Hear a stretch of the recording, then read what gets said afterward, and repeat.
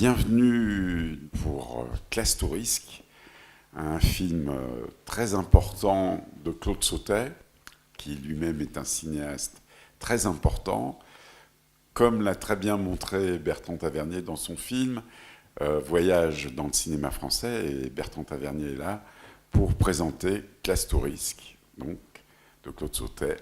Oui, parce que j'ai été très proche de Sautet dès ce premier film.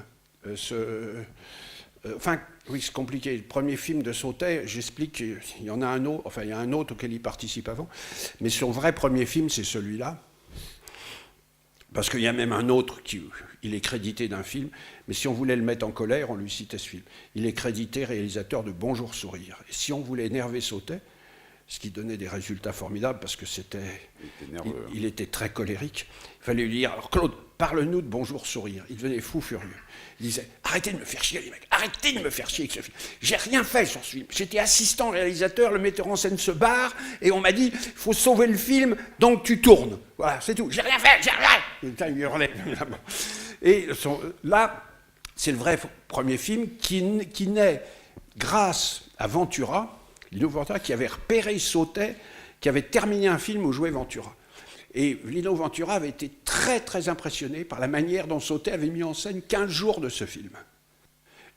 Toutes les poursuites, tous les trucs dans la falaise d'Étretat, il avait vu qu'il y avait affaire à un metteur en scène, et il dit à José Giovanni, qui venait d'écrire plusieurs livres, qui avait eu du succès, qui venait de faire Le Trou avec Jacques Becker, Giovanni cherchait un metteur en scène. Et Lino lui dit, j'ai travaillé avec un type qui est assistant, tu devrais le rencontrer, c'est un mec vachement bien, c'est Sautet. Et il fixe rendez-vous. Sautet avait lu le livre. Et Giovanni, Giovanni lui dit, alors comment vous voyez mon film, le film et le bouquin? Il dit, moi, je vois le personnage qui a Lino Ventura, qui marche, et puis derrière, à 30 mètres, il y a 2 enfants qui le suivent. Et Giovanni dit, il avait en une phrase, il avait compris le film, puisqu'à ce moment-là, Ventura est traqué, et il doit quand même s'occuper de ses 2 enfants. Il a ces 2 enfants dont et donc les enfants traînent, il ne peut pas être vu avec, parce que c'est connu qu'il était. Donc les enfants doivent être à une distance que lui peut les surveiller. Et il dit, en une phrase, je savais que Sautet était dans le film. Et ils ont commencé à travailler ensemble. Et Sautet a choisi, pour jouer opposé à Ventura, a choisi Jean-Paul Belmondo. Et là, le producteur, qui s'appelait Bob Hamon, a dit, ben non, c'est impossible. C'est impossible. Belmondo, il est tellement laid que les gens vont demander qu'on rembourse leur place quand ils le verront au cinéma. Et il leur dit, écoutez, les petits, vous me retrouvez ce soir, à 18h, à la Belle Ferronnière, qui est un café qui n'est pas loin des Champs-Élysées, qui est rue François Ier. À la Belle Ferronnière, il dit voilà. Et là, ils se retrouvent, il y a José et Claude. Et les deux me racontaient l'histoire de la même façon, donc je pense qu'elle est authentique. Bob Hamon dit, voilà, je vais vous donner un nom, je ne veux aucune réaction. Je ne veux aucune réaction parce que vous allez être surpris. Vous allez rentrer chez vous, vous allez réfléchir, puis tout d'un coup vous direz, ah, quand même, Bob Hamon, il en a dans le chou. Ce nom, c'est Dario Moreno. Voilà. Pour jouer un mec qui arrive de nulle part, qui est envoyé par le milieu et qui vient sauver Lino Ventura. Dario Moreno, un héros de western. Et Sautet appelle Giovanni, dit, j'abandonne le cinéma. J'abandonne le cinéma. De faire des films, c'est d'être confronté à des trucs comme ça, moi, je n'ai pas la force. Je laisse tomber. Et c'est le coproducteur italien qui va sauver la situation et qui va appeler, qui va dire, cette histoire de Dario Moreno, c'est idiot. Ça. Et qui finit par l'intermédiaire, Sautet fait jouer l'actrice italienne en lui disant, il faut que tu tournes avec Belmondo, tu verras, c'est une... Donc Sandra Milo, qui était la maîtresse du producteur italien, du coproducteur italien. Donc il fait jouer Sandra Milo, qui influence le coproducteur italien, qui dégage Dario Moreno, qui impose Belmondo, comme ça. Et c'est comme ça que le film démarre. Là, voilà, et que pratiquement le film sortira en même temps qu'à bout de souffle, et personne, tout le monde créditera Godard, et personne ne créditera Sautet de la découverte de Belmondo. Et pourtant, avec les années, on se demande si le film où Belmondo est le plus impressionnant, c'est pas Classe Touriste, presque plus que dans le numéro de virtuose extraordinaire, mais qui est presque un numéro de virtuose, qui est à bout de souffle. Donc voilà, c'est une adaptation d'un roman de Giovanni, qui était basé, dont il a eu l'idée, en étant dans la même prison que Abel Davos, le type qui va servir de modèle au personnage de Ventura, qui était un type à ce moment-là, en fin de course, détruit, etc. Ce que Giovanni tait dans le film, et que Sautet, au moment où il le tournait, ignorait totalement. Il le découvrira 10 ans, 15 ans après. C'est que Davos est en prison parce qu'il est considéré comme le boucher de la Gestapo française. C'était quelqu'un qui avait fait des exécutions au croc de boucher, là, littéralement, qui avait étranglé un certain nombre de personnes, qui était considéré comme un tueur absolument épouvantable.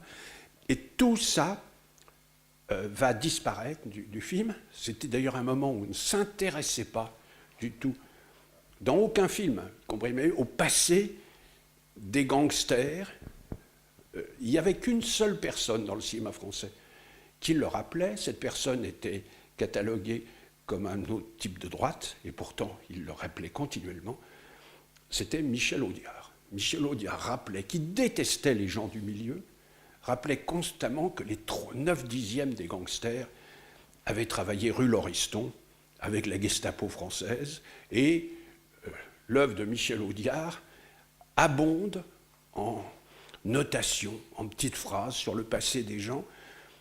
Dans le magnifique film de Gilles Grangier, Le désordre et la nuit, il y a un type qui évoque, plusieurs flics, ils évoquent le passé du personnage que joue Hanin, condamné en 37, 38 pour proxénétisme aggravé. 1940, acheteur principal de l'Abwehr. Hein, c'est dit, et les gens lancent ça, et aucun policier, ça, c'est à la fois la force de Grangier et d'Audiard, s'est lancé comme si on disait « passe-moi le sel ». C'est-à-dire qu'à aucun moment, il y a quelqu'un qui dit « attention, je vous donne une notation qui est formidable hein, ». Acheteur principal pour l'Abwehr de 40, 41, 42, 43, jusqu'en 45, etc. Acheteur principal pour l'Abwehr. Et personne n'a l'air de juger ça étonnant, c'est comme ça. Vous en avez d'autres, hein, les mecs qui émargent la rue Lauriston. Vous avez la fameuse tirade de Pousse, André Pousse, dans Fleur d'oseille, qui dit arracher les ongles à un juif, crever les yeux à un résistant, voilà, lui chauffer les pieds, tout ça. Ça, c'est normal, ça faisait partie du boulot. Hein. Mais alors, foutre une gifle à un môme, il faut vraiment avoir l'esprit du mal. Oui, c'est une des grandes tirades typiques d'Audiard, et vous avez ça tout le temps. Là, dans le film, c'était aussi le désir de José de faire un truc qui soit abstrait, qui soit uniquement consacré sur la survie de quelqu'un qui est en train de rentrer dans la déchéance et qui va être aidé par l'amitié, qui est le thème principal de tous les films de Giovanni. Voilà. Donc c'est ce que vous allez voir, c'est cette histoire d'amitié, cette histoire de déchéance qui est traitée avec une sécheresse, une chaleur, une compassion, et également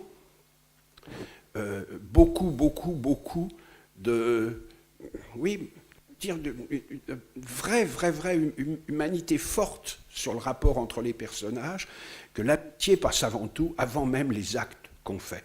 C'est quelque chose de sacré. En même temps, la peinture du milieu, les mecs du milieu sont un peu tous des salopards tout autour. Et ça aussi, c'est montré. Donc voilà, parmi les acteurs, vous verrez l'opposition entre Ventura et Belmondo, la manière dont Sautet joue avec eux, joue avec les corps, c'est absolument formidable. Dernier point, la musique du film, qui est très belle, est de Georges Delerue. Et si, pour les mélomanes, s'il y en a, les harmonies du thème, qui est joué à la guitare, aux cordes, la pulsion rythmique, c'est déjà la matrice de la musique de Max et les Ferrailleurs. Donc on pense que Sautet, qui joue un rôle très important en musique de ces films, a dû influer les deux thèmes. C'est Bruno Coulet qui m'a fait remarquer. Il m'a dit, tu vois, c'est exactement les mêmes harmonies, arrangées différemment que le thème au lieu de pam pam pam pam pam pam pam, c'est joué comme ça, détaché à la guitare, mais c'est exactement le même principe. Vous voyez, donc c'est là la part d'auteur de Sautet, elle se reflète aussi dans la musique. La dernière chose, c'est que c'est un film que j'ai vu à la sortie, et quand je l'ai revu, il y a des scènes qui ont disparu, parce que Sautet faisait partie de ces metteurs en scène qui n'arrêtaient pas de couper dans ses films. Et par exemple, quand on est passé au DVD, chacun des films qu'il a fait, quand il les a sortis en sa version DVD, est dans une version plus courte que la version qui est sortie. Le summum étant Garçon, dont le DVD, je crois, a un cas unique, où d'habitude les gens font la version du metteur en scène qui est plus longue. Lui, je crois que Garçon a 26 minutes de moins que la version qui est sortie. Toutes les scènes qui avaient été imposées par Montand, et qui étaient des trucs idiots, tout ça a dégagé du DVD. Et là, il y avait des scènes qui ont disparu, mais vraiment très tôt. J'ai connu 2 metteurs en scène qui faisaient des coupes dans leurs films après la sortie. C'était Sautet et Melville. Melville les faisait dans les salles de cinéma. Il allait dans les salles de cinéma, dans la cabine, et là, moi je l'ai vu couper à peu près 10 minutes dans l'Armée des Ombres, au Georges V. Le 3e jour du film. Donc moi je l'avais vu le 2e jour, j'ai donc vu des scènes que j'ai jamais pu revoir par la suite. Et c'est la même chose, il y avait une scène avec le personnage de la femme de Ventura dans une chambre d'hôtel où elle éteignait la lumière et tout. Et cette scène a totalement disparu. Sautet, j'ai toujours dit à Sautet, mais elle était très bonne cette scène. Trop long, Coco, c'est trop long. Fallait arriver tout de suite, là, trop long. Voilà ce qui était.